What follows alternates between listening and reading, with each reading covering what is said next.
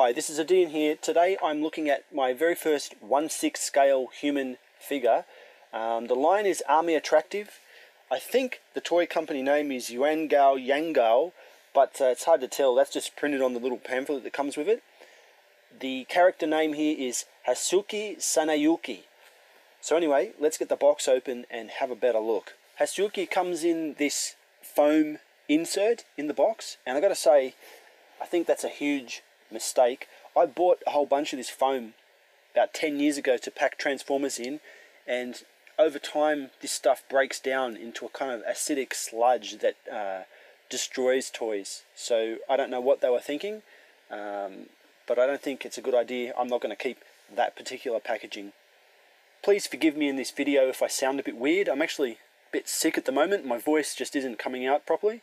But anyway, this figure doesn't stand up very good on its own. So if I show you the feet down here, you can see those ankle joints are really floppy, and I don't have any stands to hold a 1/6 figure up, so I've just used a figure art stand.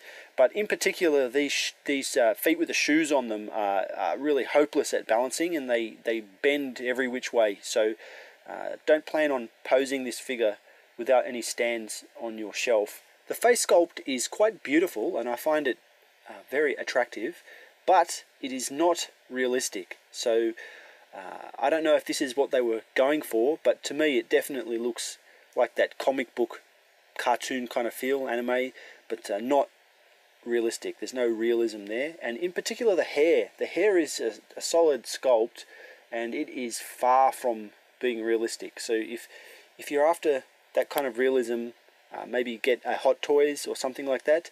But this just doesn't have it, and I'm not sure how my opinion falls. I like the face, but I think I'd feel a bit better if it had been done just a little bit more realistic, especially in that hair area. If you notice on the top of the hair, the headdress is made up of ornamentation on little daggers that are supposed to be stuck into her hair with needles.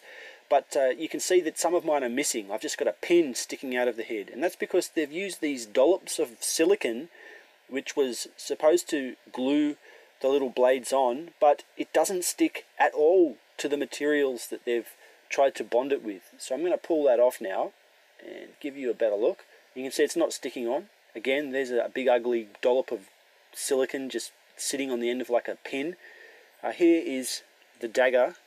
And you can see that rust mark on the back there. That's where it was supposed to be glued on, but it wasn't. It's a pretty cheap, nasty little accessory that doesn't really look like what it's meant to look like. So that is a huge, huge disappointment that these just fell off right out of the box. And in fact, as soon as I opened it, I lost one. I still have this one, which has fallen off. And the other one somehow is staying on. Maybe that complexity of it, the pin might have stuck through one of those parts. Now moving down to the next problem.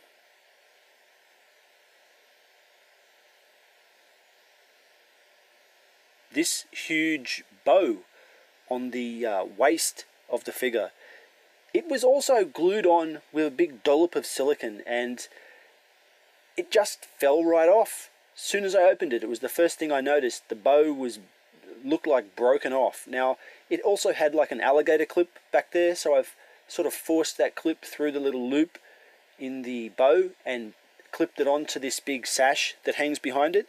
But that is very, very weak for a figure which is $100 plus, for them to not use even a thread to connect the clothes together. It's very weak, and it's not a good sign of the QC in any of their other figures. Like, I'm a bit reluctant to even think about getting any more of these.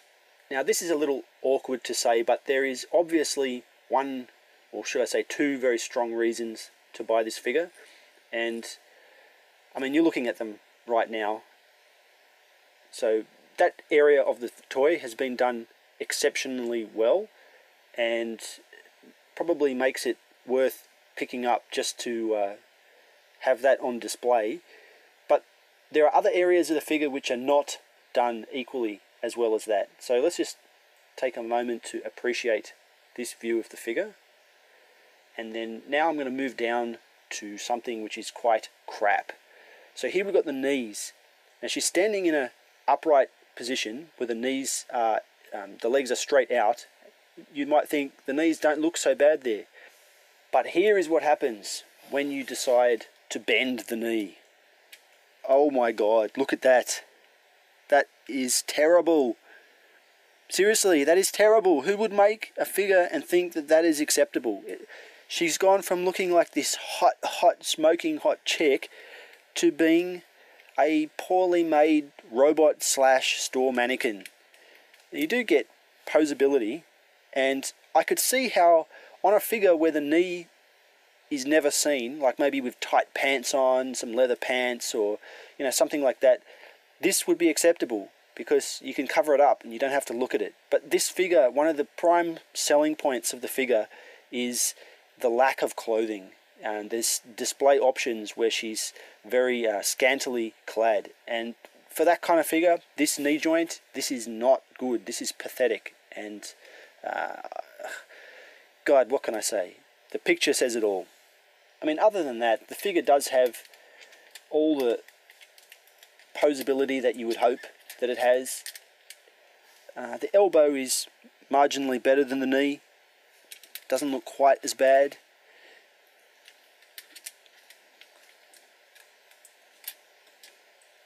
The head is on pretty limited ball, and the ankles have a limited amount of motion there like that. So the posability is not bad. The other main things that we get in the box are this kimono, I think that's what it is. And it's pretty nice. I'll show you that on in a minute. It just sort of opens up at the front here. This kind of cord to tie that shut with. Another sash for her waist, in case you want to tie her clothes up without that big bow being there. This long pipe for smoking her drugs, I assume. I don't know what you do with that. Is it for opium? I don't know. And 2 feet without shoes, which do help her stand up a little bit better than those really high-heeled shoes she's wearing to come out of the box with. Here's Hasuki wearing her kimono, and you can see I've taken this thing off. So this is what I was speaking about before. The alligator clip is all that holds this on now. You can see there the big dollop of glue or whatever it is that they tried to attach it with, and it didn't hold at all. But luckily this was here, so you could sort of pin that on wherever you want. And again, this long piece, if you want to, can thread through the waist sash. They give us 2 waist sashes, and one of them is supposed to be long and one short, but my ones seem pretty similar in length, so I don't know really what the point of that is. They're virtually exactly the same. I don't really like that waist sash on. I like it more as you see it now. I tried to take the feet off to put the ordinary feet on, but it's a double ball joint, and the ball in the foot would not separate. It kept separating the end of the ball that's in the ankle. So if you can imagine, there's a ball in the ankle and a ball in the foot. I couldn't get the foot one to, I couldn't get that ball to stay on the leg half when I separated it, so there was no way for me to get the feet on without using pliers. And I thought that if I was going to use pliers on this soft plastic, it would probably chew into it and wreck it, so I gave up on the idea. The paintwork on areas like the fingers here is done to a pretty good standard. It's hard to focus on because it's so fine.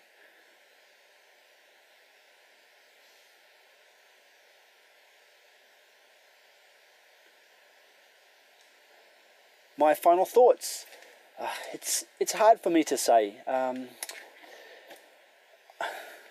think that the quality control on this figure is pretty bad, and for a lot of figure collectors this might be a really huge put off.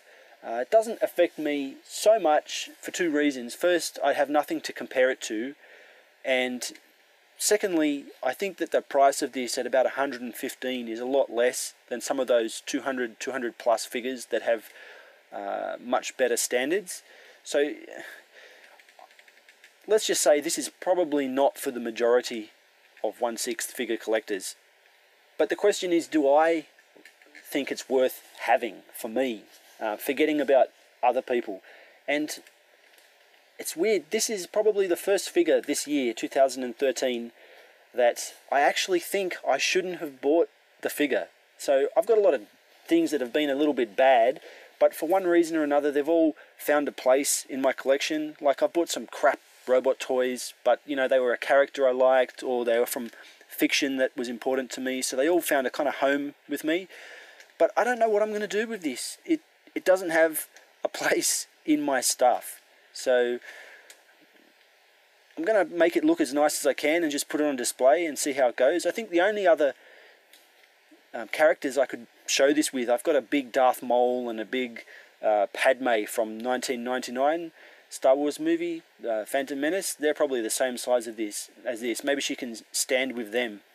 But it's not Crash Hot, to be honest. It's probably something I regret a little bit spending the money on. Funnily enough, I think that this would probably make a good doll for a little girl.